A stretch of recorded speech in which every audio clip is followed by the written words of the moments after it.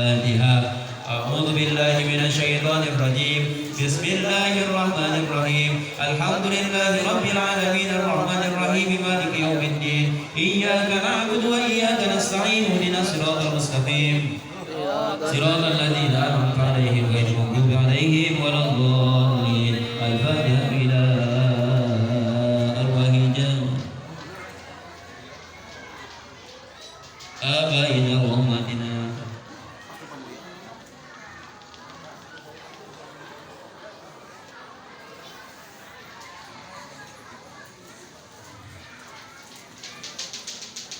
ومشايخنا.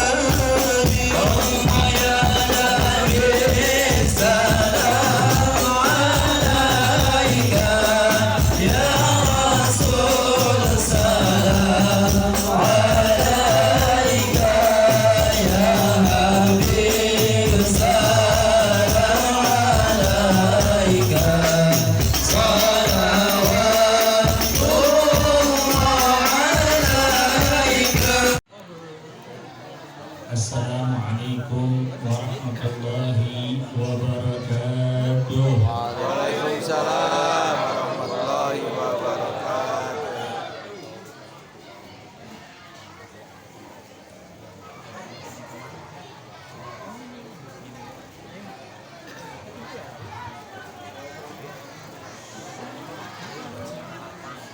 Bismillahirrahmanirrahim.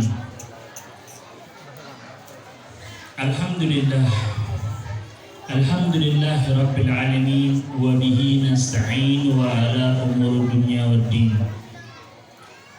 Alhamdulillah, Alhamdulillahi malikul haqqul mubin.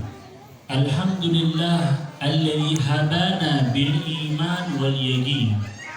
Alhamdulillah, alhamdulillahilladzi arsalahu Allahu rahmatan lil alamin.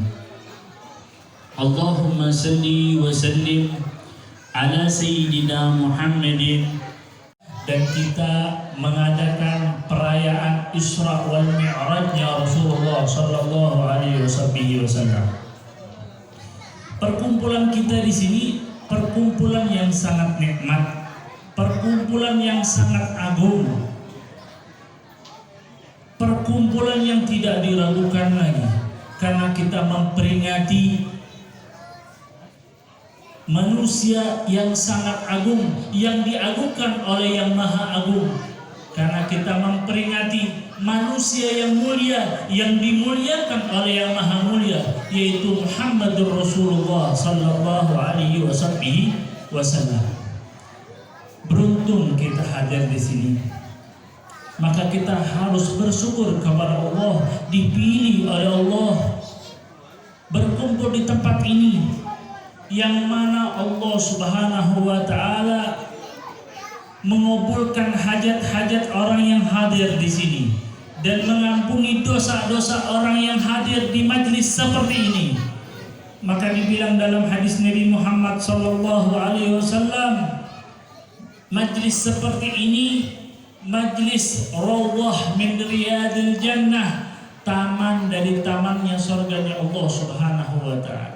Perkumpulan seperti ini dibilangkan dalam hadis Nabi Muhammad sallallahu alaihi wasallam lebih baik dari alfar rakaat, 1000 rakaat salat sunnah.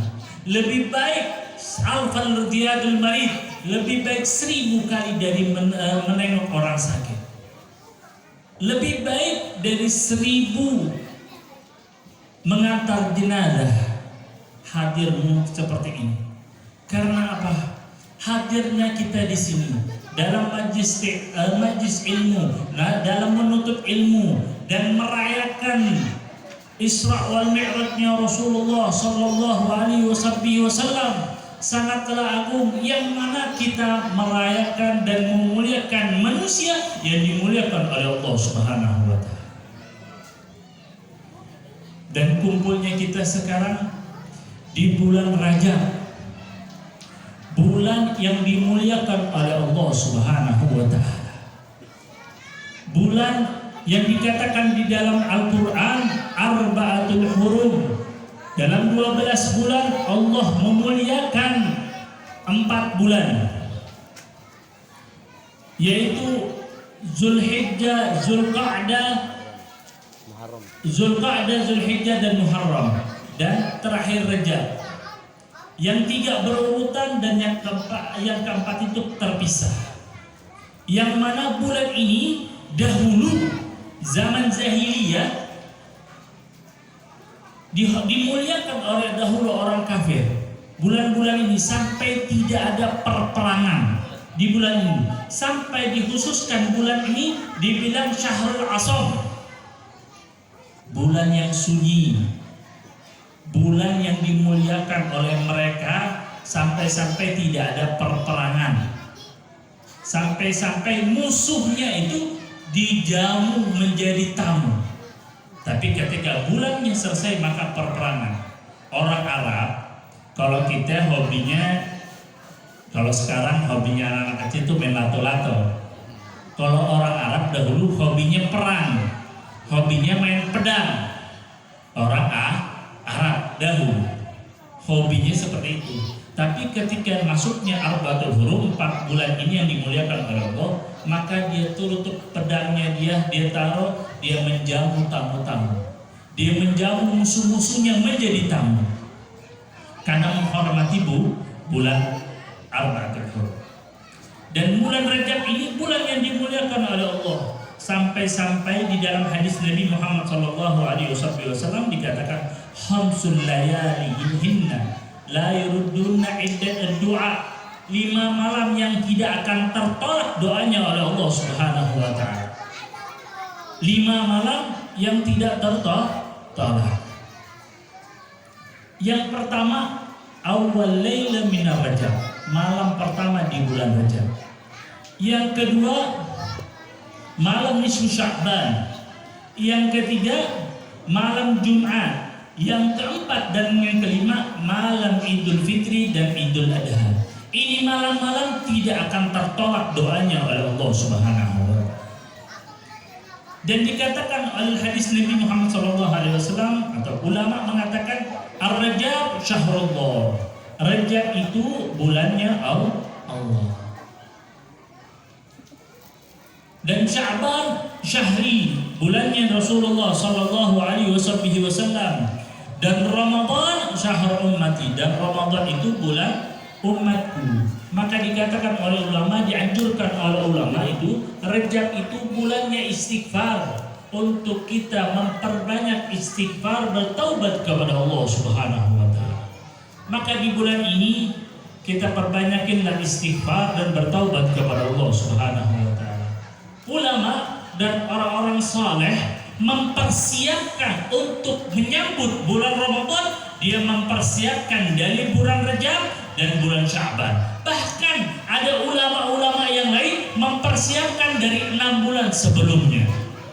Orang-orang saleh mempersiapkan menyambut bulannya Ramadan. Bahkan Rasulullah SAW diriwayatkan oleh Sayyidina Aisyah berpuasa di bulan Rajab seperti bulan Ramadan, saling banyaknya puasa, mengagungkan keagungan di bulan Rajab. Dan peristiwa keagungan di bulan Rajab banyak di bulan Rajab. Maka ulama menganjurkan untuk bertaubat, beristighfar di bulan Rajab. Dibilang Rajab itu syahrullah, wa Sya'ban syahri, wa Ramadan syahr ummati. Untuk di bulan Rajab kita berbanyak beristighfar. Maka ulama menganjurkan kita untuk memperbanyak istighfar dan membaca Rabbi firli warhamni wa tub alayya 70 kali di pagi hari dan 70 kali di sore atau di malam hari. Dan barang siapa yang mengamalkan ini, maka akan mendapatkan keberkahan di bulan Rajab. Dan dikatakan lagi akan diharamkan neraka untuk menjilat tubuhnya atau kulitnya. Yang memperbanyak istighfar di bulan Rajab, yang memuliakan di bulan Rajab. Karena bulan yang Rajab ini bulan yang mulia. Selain bulan haram, bulan terjadinya di bulan Rajab ini, bulan tanggal 10 Rajab diciptakan cahayanya Nabi Muhammad SAW. Dan di bulan Rajab ini juga ada tanggal 27 Rajab, yaitu malam Isra wal Mi'rajnya Rasulullah SAW. Maka beruntung kita menjadi umat Nabi Muhammad. Malam ini, hari ini kita merayakan Isra wal Mi'rajnya Rasulullah sallallahu alaihi wasallam, yang mana Allah Subhanahu wa Ta'ala memuliakan Nabi Muhammad. Dengan memuliakannya ini, dengan banyaknya mukjizat dan Isra Mi'rajnya Rasulullah sallallahu alaihi wasallam, kemuliaan Nabi Muhammad sallallahu alaihi wasallam dan mukjizatnya Rasulullah sallallahu alaihi wasallam sangatlah banyak. Sangatlah banyak. Bahkan di dalam Al-Qur'an Allah Subhanahu wa Ta'ala mengatakan paling banyaknya anggota tubuh para nabi dan para rasul, yaitu paling banyaknya disebutkan anggota Nabi Muhammad sallallahu alaihi wasallam. Saking kemuliaannya Nabi Muhammad sallallahu alaihi wasallam tidak seperti nabi dan rasul yang lain. Di dalam ayat Al-Qur'an dikatakan Rabbi sahli sadri. Sadarnya Nabi Muhammad, alam asrah laka sadrak, sadarnya Nabi Muhammad, wa wada'na anka widrak, dhahrnya Rasulullah sallallahu alaihi wasallam, la tarfa' sawta fawqa sawtin nabi, suaranya Nabi Muhammad sallallahu alaihi wasallam, semua kelebihan Nabi Muhammad dan semua disebutkan di dalam Al-Qur'an dimuliakan oleh Allah Subhanahu wa Ta'ala.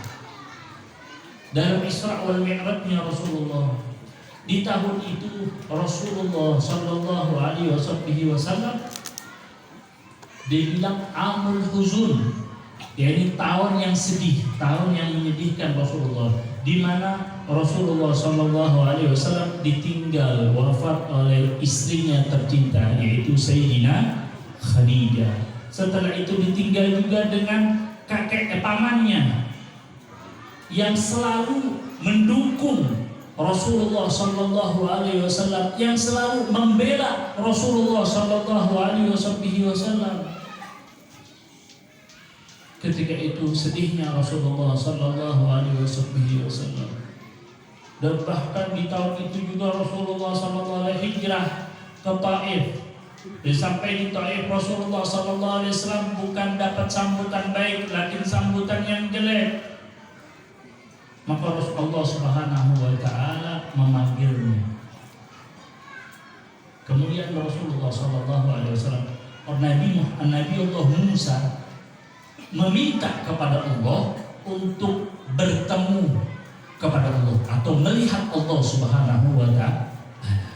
Tetapi Rasulullah Sallallahu Alaihi Wasallam diminta oleh Allah. Itu perbedaannya. Nabi Allah Musa meminta kepada Allah, Rasulullah dipinta oleh Allah Subhanahu wa Ta'ala menemui Allah. Nabi Allah Musa meminta kepada Allah untuk dilapangkan dadanya. Rasulullah Sallallahu Alaihi Wasallam dilapang dadakan oleh Allah Subhanahu wa Ta'ala. Perbedaan at-talib wal matlub, yang meminta dan dipinta. Itulah perbedaannya Rasulullah Sallallahu Alaihi Wasallam. Rasulullah tanpa meminta, dipinta oleh Allah Subhanahu wa Ta'ala. Tetapi Nabi Allah Musa meminta kepada Allah Subhanahu wa Ta'ala. Keutamaan Nabi Muhammad Sallallahu Alaihi Wasallam. Ketika Rasulullah Sallallahu Alaihi Wasallam, itulah keutamaan Nabi Muhammad Sallallahu Alaihi Wasallam. Dan banyak lagi keutamaan Rasulullah Sallallahu Alaihi Wasallam. Dan dikatakan mukjizatnya Nabi Muhammad Sallallahu Alaihi Wasallam itu mukjizat yang kekal sampai yaumul qiyamah. Yang mana para nabi pada Rasul mukjizatnya telah ketika meninggal maka hapus dan hilang. Tapi mukjizatnya Rasulullah kekal sampai di yaumul qiyamah. Seperti apa? Al-Qur'anul Karim dipelihara oleh Allah sampai yaumul qiyamah. Dan mukjizat yang lain apa lagi? Zam-zam, air Zam-zam akan dipelihara oleh Allah sampai nanti yaumul qiyamah. Itulah mukjizatnya Rasulullah Sallallahu Alaihi Wasallam. Tapi para nabi dan para rasul tidak ada yang lain yang kekal mukjizatnya kecuali mukjizatnya Nabi Muhammad. Allahumma salli wa sallim wa barik alaihi. Itulah keutamaan umat Nabi Muhammad, keutamaan Rasulullah Sallallahu Alaihi Wasallam. Maka beruntung kita menjadi umat Nabi Muhammad. Beruntung kita merayakan perayaan seperti ini. Perayaan yang mana perayaan ini yang diridhoi oleh Allah Subhanahu wa Ta'ala. Yang mana Abu Jahal, tahu Abu Jahal? Abu Jahal itu yang memusuhi Nabi, yang benci kepada Nabi, yang mau membunuh Nabi, yang sudah dicap dan distempel oleh Allah di dalam ayat Al-Quran, tabbat yada Abi Lahab, yang sudah mendapatkan stempel dari akan menjadi kekal abadi di neraka. Tetapi diriwayatkan dalam Fathul Bari fi Sahih Bukhari yang diriwayatkan oleh Abdullah bin Abbas atau Sayyidina Abbas, yaitu saudaranya Abu Lahab. Ketika itu Sayyidina Abbas bermimpi bertemu dengan Abu Lahab. Maka Sayyidina Abbas menanyakan perihal Abu Lahab di dalam kubur. Maka Abu Lahab itu menjawab, sebagaimana engkau tahu, Allah Subhanahu wa Ta'ala menetapkan aku dalam keadaan tersiksa dan diadab oleh Allah Subhanahu wa Ta'ala. Tetapi Allah Subhanahu wa Ta'ala meringankan adabku setiap hari Senin. Kenapa Abu Lahab mendapat keringanan oleh Allah Subhanahu wa taala setiap hari Senin karena berbahagia, bergembira atas kelahiran Nabi Muhammad. Sampai-sampai gembiranya itu sampai membebaskan budaknya namanya Suaibah. Padahal gembiranya Abu Lahab di waktu itu bukan karena Nabi, bukan karena Rasul. Kalau dia tahu nanti Muhammad Rasulullah akan menjadi Rasul, akan menjadi Nabi, akan menjadi musuhnya, akan yang menantangnya, tidak akan bergembira. Abu Lahab bergembira karena mendapatkan keponakan dan karena saudaranya melahirkan anak laki-laki. Bergembira karena itu, bukan karena kelahiran Nabi Muhammad. Benar-benar. Karena di waktunya lahirnya Nabi Muhammad belum menjadi Nabi, belum menjadi Rasul. Ketika lahirnya Rasulullah SAW, Abu Lahab bergembira karena mendapatkan keponakan, bukan karena Nabi ataupun Rasul. Tapi Allah Subhanahu wa taala mengabadikan dan Allah Subhanahu wa taala tidak lupa. Karena dia bergembira atas kelahiran Nabi Muhammad, di hari Senin itu Allah Subhanahu wa taala meringankan azabnya. Itu kafir Abu Lahab yang memusuhi Nabi, yang menantang Nabi. Allah meringankan azabnya setiap hari Senin karena bergembira atas lahirnya Nabi Muhammad. Maka dikatakan oleh Al-Allamah Al-Hafidh, kalau sudah gelarnya Al-Hafidh itu menghatamkan dan hafal 2.000 sampai 300.000 hadis, mendapatkan gelar Al-Hafidh. Al-Hafidh Samsuddin Muhammad ibn Nasir ad-Dimashqi mengatakan di dalam syairnya, idza kana hadza kafirun ja'a dambuhu bitabbat yada fil jahimi muhallada ata annahu yaumal isnan yukhaffafu anhu lisururi bi ahmada fama dhanna bil abdi tula umrihi masruran wa mata muwahhida. Allahu akbar. Dikatakan Samsuddin Al-Hafidh Muhammad Nasir bin ad-Dimashqi mengatakan, idakan jika seorang kafir yang sudah distempel oleh Allah mendapatkan azab, mendapatkan kekal di neraka, tetapi diringankan di setiap hari Senin, yukhaffafu anhu adabu, diringankan adabnya setiap hari Senin karena bergembira atas lahirnya Nabi Muhammad. Famabanna bil abdi, bagaimana seorang kita, seorang muslim yang bergembira atas kelahiran Nabi Muhammad dan mencintai Nabi Muhammad dan mati dalam keadaan iman kepada Nabi Muhammad. Allahu akbar. Orang kafir mendapatkan keringanan. Bagaimana kita yang cinta mengikuti sunnahnya, mengikuti ajarannya dan mati dalam iman kepada Nabi Muhammad dan Allah Subhanahu wa taala. Maka beruntung kita menjadi umat Nabi Muhammad. Keagungan Rasulullah bi akramar rusli kunna akramal umami, dengan kemuliaan Nabi Muhammad kita menjadi umat yang mulia. Maka peringatan seperti ini lagi sangatlah agung. Peringatan manusia yang diagungkan oleh Allah Subhanahu wa taala. Sebagaimana dalam Isra wal Mi'rajnya ketika Rasulullah sallallahu alaihi wasallam melilingi setelah Isra wal Mi'rajnya telah naik dari Masjidil Haram ila Masjidil Aqsa. Setelah Masjid Aqsa naik ke langit pertama, langit kedua, langit sampai Sidratul Muntaha dengan ditemani oleh malaikat Jibril, pemimpin para malaikat. Malaikat itu diciptakan oleh Allah Subhanahu wa taala tidak pernah bermaksiat dan melanggar perintah Allah. Makhluk yang agung yang selalu bertaat kepada Allah Subhanahu wa taala. Dan ini malaikat Jibril, pemimpin para malaikat yang menemani Rasulullah sallallahu alaihi wasallam dalam Isra wal Mi'rajnya sampai ke Sidratul Muntaha. Apa itu Sidratul Muntaha? Tempat apa Sidratul Muntaha?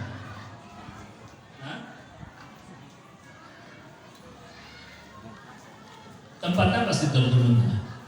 Ada yang tahu?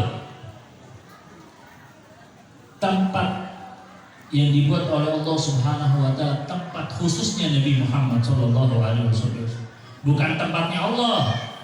Berarti Allah bertempat dong? Enggak. Paham? Allah tidak membutuhkan tempat, tidak membutuhkan waktu, dan tidak membutuhkan sesuatunya. Paham? Sidratul Muntaha tempat yang dibangun Allah, diciptakan oleh Allah untuk khusus Nabi Muhammad. Kok bisa Habib untuk Nabi Muhammad? Tidak ada yang bisa sampai ke Sidratul Muntaha. Walaupun malaikat Jibril pemimpin para malaikat, maka ketika sampai ke Sidratul Muntaha, malaikat Jibril mengatakan pada Rasulullah SAW, "Ya Rasulullah, engkau maju dan engkau teruskan perjalanan ini." Maka Rasulullah menanya, "Ya Jibril, engkau menemani aku di dunia dan sampai di langit, dan kenapa engkau meninggalkan aku?" Maka malaikat Jibril mengatakan, "Ya Rasulullah, jika aku melangkah atau selangkah saja, maka aku akan terbakar." Maka dikatakan oleh ulama, kullu hadil magal, setiap tempat dan setiap batasannya ada makom-makomnya, ada kedudukan masing-masing. Ya, kedudukannya Rasulullah di atas segala kedudukan. Tidak ada di atas kedudukannya Rasulullah Sallallahu Alaihi Wasallam sampai Rasulullah Sallallahu Alaihi Wasallam masuk dan berjalan ke Sidratul Muntaha. Sampai situ ketika Rasulullah Sallallahu Alaihi Wasallam masuk ke Sidratul Muntaha, maka Rasulullah SAW membaca dan memberi salam kepada Allah, membaca tahiyat yang tidak pernah Nabi dan Rasul membaca dan mengucapkan ini. Hanya Nabi Muhammad SAW membaca at-tahiyyatu mubarakatus salawatut thayyibatu lillah. Maka dengan bacaan ini kita diwajibkan di dalam sholat. Orang tidak membaca ini maka batal sholatnya, tidak sah sholatnya. Ini rukun di dalam sholat. Ketika Rasulullah Shallallahu Alaihi Wasallam membaca dan memberi tahiyat kepada Allah Subhanahu Wa Taala, at-tahiyyatul mubarakatus salawatut thayyibatu lillah, maka Allah Subhanahu Wa Taala menjawabnya dengan jawaban salam yang indah. Assalamu alayka ayyuhan nabi. Bukan Allah Subhanahu wa taala menjawab assalamu alayka ya Muhammad, tetapi Allah menjawabnya dengan gelarnya, assalamu alayka ayyuhan nabi. Allah Subhanahu wa taala yang menciptakan Nabi Muhammad memuliakannya dengan memanggilnya dan menjawabnya dengan gelarnya, ya ayyuhan nabi. Allahu akbar. Allahu akbar. Allah memuliakan Nabi Muhammad dengan gelarnya. Maka seseorang yang menghina Nabi, yang tidak cinta Nabi, maka seseorang yang tidak kenal dan tidak tahu kedudukan Nabi Muhammad sallallahu alaihi wasallam, wajar dia tidak mengenal Nabi, tidak mencintai Nabi dan menghina Nabi karena tidak tahu kedudukan Nabi Muhammad. Kedudukan Nabi Muhammad sangatlah agung sampai Allah Subhanahu wa taala memuliakannya.